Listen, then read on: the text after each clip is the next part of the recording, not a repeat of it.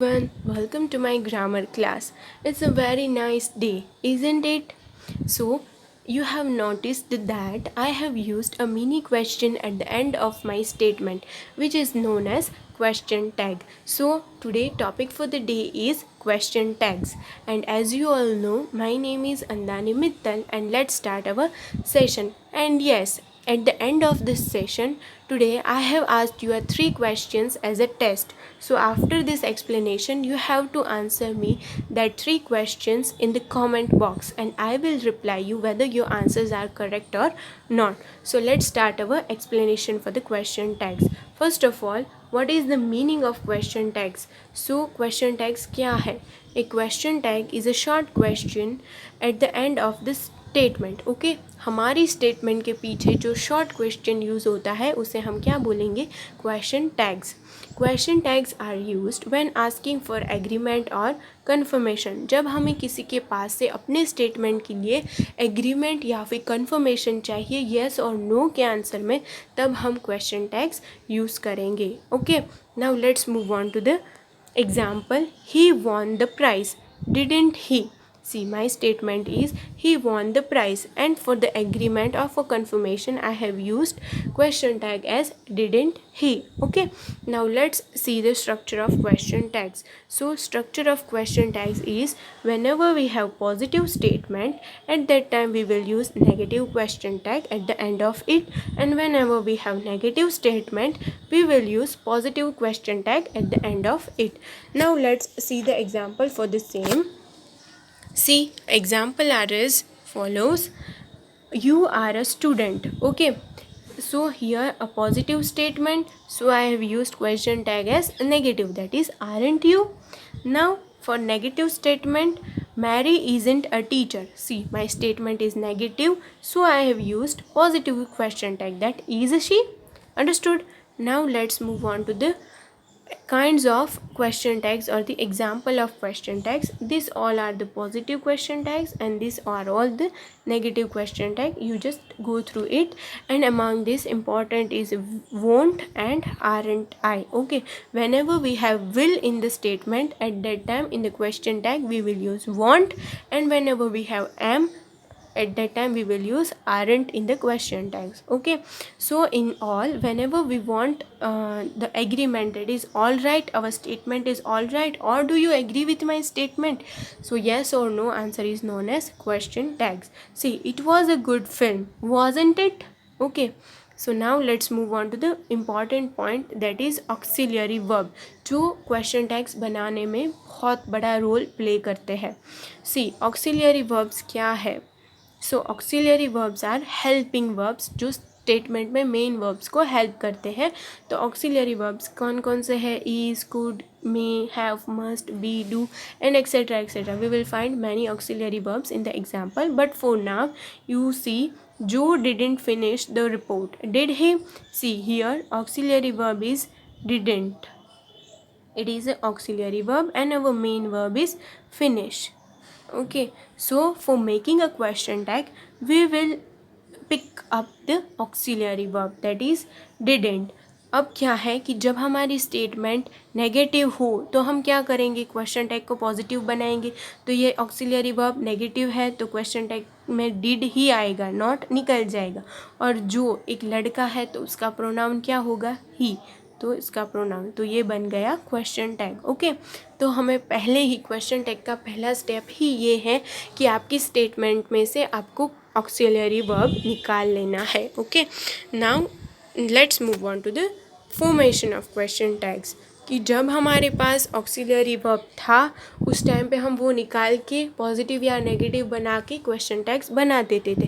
पर when we don't have auxiliary verb in the statement, at that time for the simple present tense we will use do और does as a auxiliary verb, and for the past tense we will use did as a auxiliary verb. Okay, let's see the example.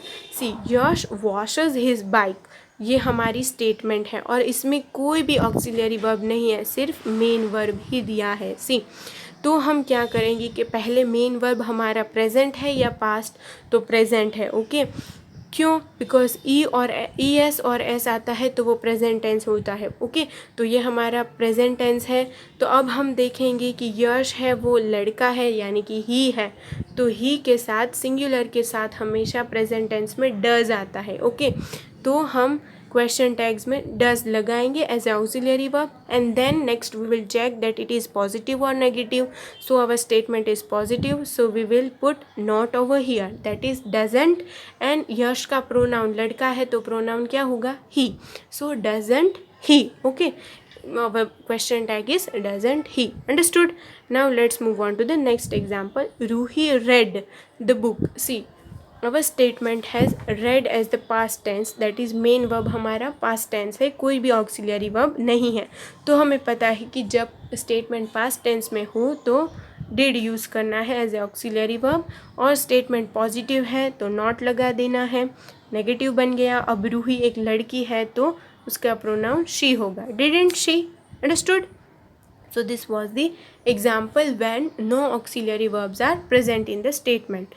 Now let's move on to the next point, that whenever our sentence is imperative or let is used. Okay, कि जब हमारे sentence में let use हुआ हो या फिर वो imperative हो तब हमें will you या फिर shall we use करना है. will you singular के लिए और प्लूरल के लिए we. See, close the door. will you, हम किसी को बोल रहे हैं क्लोज द डोर, सो वो विल यू आ जाएगा. लेट्स यानी कि लेटस, तो प्लूरल फॉर्म में है sentence, so let's not disturb her. Let's not disturb her, so shall we, यह वी आ जाएगा. Okay, now let's move on to the next point, modal verb. जब हमारे पास मॉडल वर्ब हो सेंटेंस में तो वो सेम मॉडल वर्ब ही क्वेश्चन टैग के लिए यूज़ होगा.